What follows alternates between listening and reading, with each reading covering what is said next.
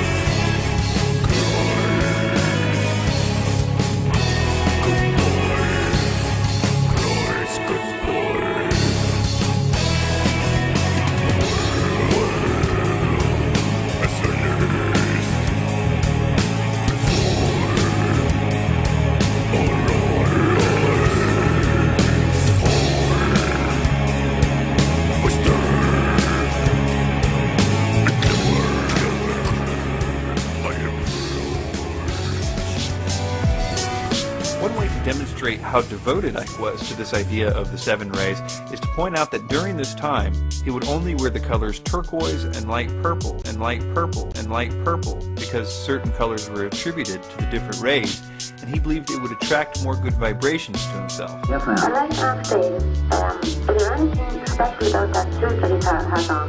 He wore that on the table and showed up. The color turquoise, yeah, you can answer that, David. Well, this light, which the Bible talks of, this energy, this life force that he sent out from the Godhead and all around creation, and it's this life force around the planet that's been disrupted, has sub-frequencies within it. And each of those has a vibration, a frequency of a color. And turquoise is the color of an energy within that light known as love and wisdom. And if you wear the color that is on the same frequency, then you attract it and absorb it much more efficiently. And in case you think that he outgrew that, he posted on his website 11 years later a story defending his wearing turquoise back then. He would later modify his beliefs slightly. He said recently, turquoise is an important color, but you don't have to wear it all the time. In more recent times, he confirms this belief in the rays that will cause an evolutionary shift. In his 8th book, And the Truth Shall Set You Free, he says, cosmic rays of unprecedented power are being detected. These are the energies that are changing life on this planet. These cycles are fundamental, I believe, to the spiritual transformation and the multidimensional shifts which the planet and humanity are experiencing.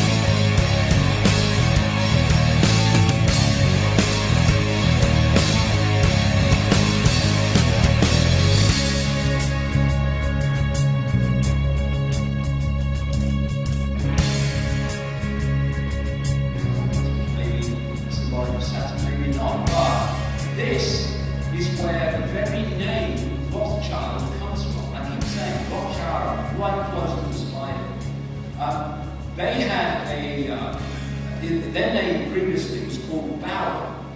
They lived in a house in Frankfurt, and on the front was this symbol, red symbol of the six-pointed star of Saturn.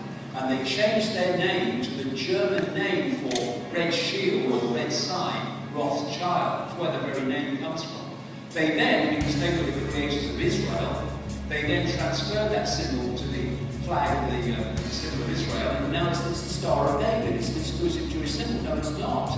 The six-pointed star was found on the mosaically on the floor of Islamic mosques found dug up in Tel Aviv. It's an ancient esoteric symbol, not exclusively Jewish. And you see the six-pointed star used many times in relation to law enforcement, which again is connected to Saturn astrologically, as I'll come to. The eye of the six-pointed star, a major symbols of the Illuminati. Is that an accident? There you have the six-pointed star again.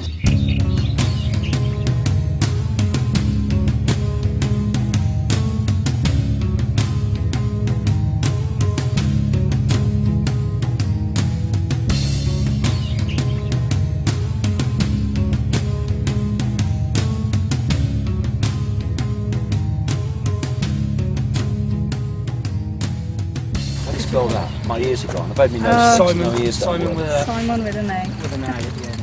No, I can't find it. Good evening, What's Mr. your name? Ike. Hello, mate. All right. Yeah, Mr. Ike.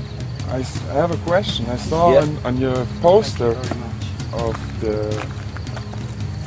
of your lecture Yeah, I don't. I saw I don't the- do the posters. I don't know what's on it.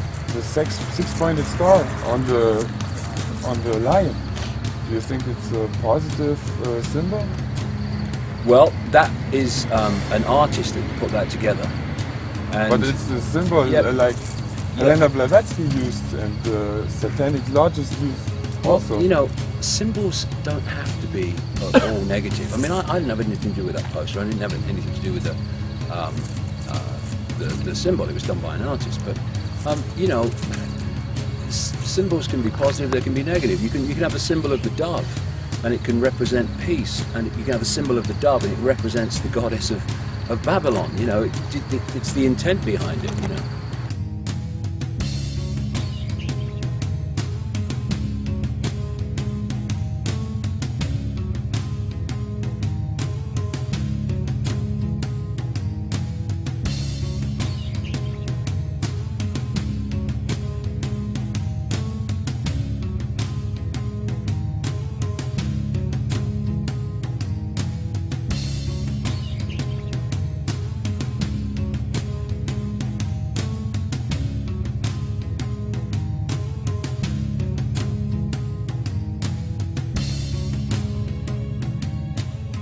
Interestingly, David Icke's story starts with a woman named Alice Bailey. Alice Ann Bailey was a leading disciple of the Russian theosophist Madame Helena Blavatsky, the founder of Theosophy. Bailey formed the Lucifer Publishing Company in 1920, and in 1922 she saw the organization's name changed to Lucis Trust, though the advancement of the Luciferian beliefs remained true. Lucis Trust promulgates the work of a, quote, ascended master, a spiritual being who was working through or in Alice Bailey for some 30 years. The Lucis Trust Publishing Company and their many fronts carry out the work of a Luciferian, quote, master plan for the establishment of something they call the Age of Aquarius. As if I wasn't worried enough about this as it was, somebody brings this to my attention, this blog, L'Alternativa, that says the Lucis Trust behind Occupy Wall Street.